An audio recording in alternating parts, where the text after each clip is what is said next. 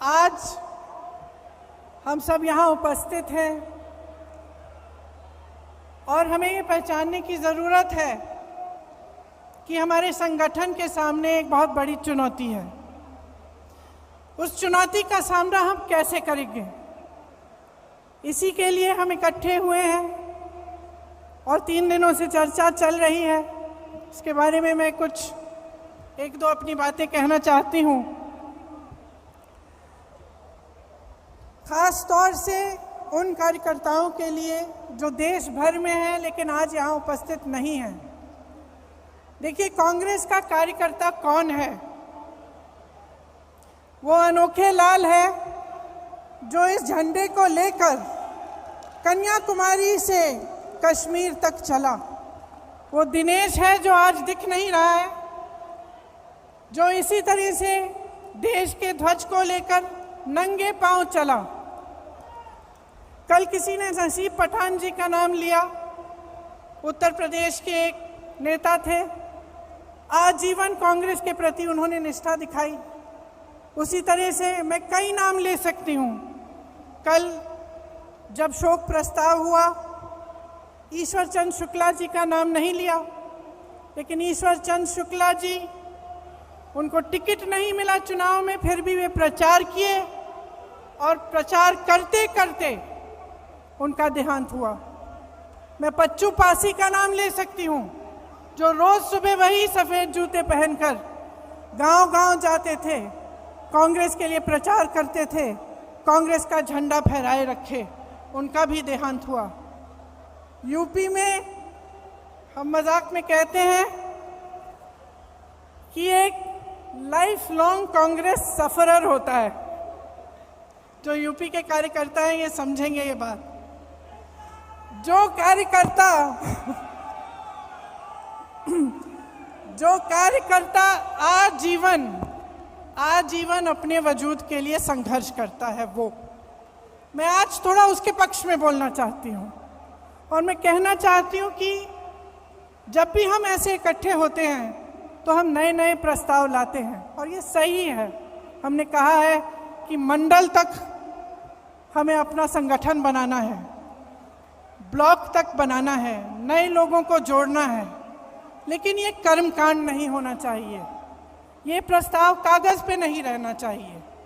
इसको करने के लिए हम सबकी जिम्मेदारी बनती है कि हम गांव-गांव जाएं, ब्लॉक जाएं और अपने संगठन को मजबूती से बनाएं।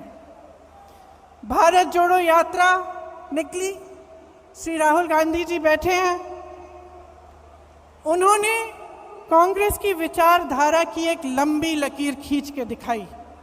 जो बहुत समय से नहीं हुआ था, उन्होंने करके दिखाया। पूरे देश ने देखा कि कांग्रेस का कार्यकर्ता, कांग्रेस का नेता किस लिए खड़ा है, किस विचारधारा के लिए लड़ रहा है, उस विचारधारा का मतलब क्या है। ये काम भारत जोड़ो यात्रा ने किया। देश भर से लोग आए, कन्याकुमारी में आए, केरल में आए, मध्य प्रदेश में आए, हर जगह जहाँ जहाँ यात्रा गई वहाँ आए। जब कश्मीर में थे तो मैं कुछ महिलाओं के साथ खड़ी थी, यात्रा का इंतज़ार कर रहे थे हम। उन महिलाओं ने मुझे कहा कि 3 सालों से उनको घर से निकलने की हिम्मत नहीं थी, लेकिन इस यात्रा ने उन्हें हिम्मत दी, वे बाहर आए। तो ये हिम्मत दिलाना, ये हम कांग्रेस जनों का काम है, जो समझ रहे हैं कि देश में गलत हो रहा है, जो देश की राजनीति को देखकर समझ रहे हैं कि जो हो रहा है वो ठीक नहीं है। उनको एक प्लेटफॉर्म देना, उनकी आवाज़ को बुलंद करना हमारा काम है। जो नहीं समझ रहे हैं उन्हें भी समझाना, उनके पास जाना हमारा काम है। तो ये एक बहुत बड़ी जिम्मेदारी है। हमें अपने गिले शिकवे अलग करने पड़ेंगे, एकजुट होकर लड़ना पड़ेगा। हमें दिखाना पड़ेगा इस देश को कि आज नौजवानों के पास रोजगार नहीं है। जितने भी विज्ञापन हैं, जो भी दिखा रहे हों, जहाँ जहाँ हम जाते हैं रोजगार नहीं है। रोजगार क्या, जो नौजवान परीक्षा देते हैं भर्ती के लिए, वो घोटालों में उलझे हुए हैं। उसके लिए क्या प्रस्ताव है हमारा? ये कांग्रेस पार्टी इन 3 दिनों से जितने भी प्रस्ताव ला रही है, जैसे किसानों के लिए मैं आज पढ़ रही थी कि एक प्रस्ताव है कि न्याय योजना की तरह हमें किसानों के लिए एक योजना बनानी है। तो ये सब बातें पब्लिक तक पहुंचाना हमारा काम है और इसमें आपकी बहुत अहमियत है।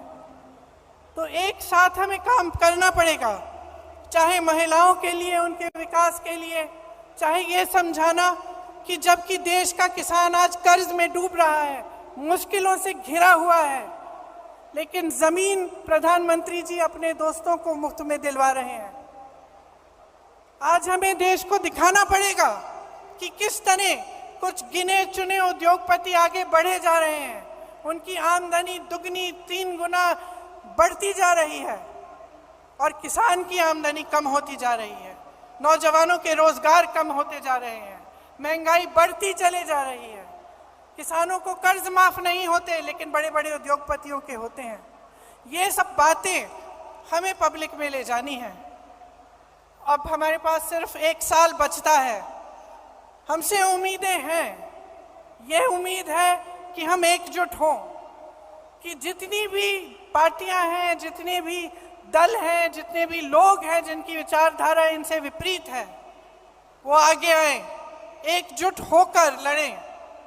सबसे उम्मीद है, लेकिन सबसे ज्यादा उम्मीद कांग्रेस पार्टी से है आज।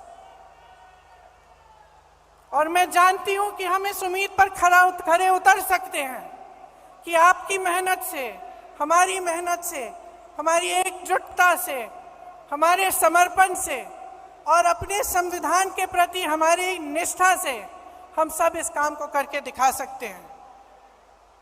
तो आज जब आप यहाँ से जाएंगे, घर घर जाएंगे, अपने अपने क्षेत्र में जाएंगे, तो आप नए लोगों को जोड़िए। नए लोग जुड़ते कैसे हैं? विचारधारा से जुड़ते हैं, जज्बातों से जुड़ते हैं और आपका मिसाल देख के जुड़ते हैं।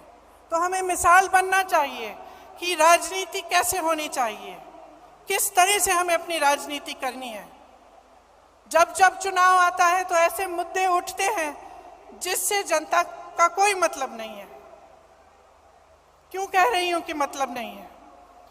क्योंकि जब रोजगार की बात होती है, युवाओं की बात होती है, महंगाई की बात होती है, तो इन मुद्दों पर चुनाव लड़े जाने चाहिए कि किस तरह से विकास होगा, भविष्य में हम क्या प्रस्ताव रख रहे हैं, कौन सा सकारात्मक कदम हम उठाने जा रहे हैं।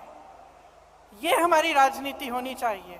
और आजकल की जो राजनीति है, जो देश का माहौल है, जो नकारात्मक है, उससे हमें ऊपर उठना पड़ेगा और हमें सकारात्मक तरह से भविष्य के लिए अपने प्रस्ताव रखने पड़ेंगे और अपनी बात रखनी पड़ेगी।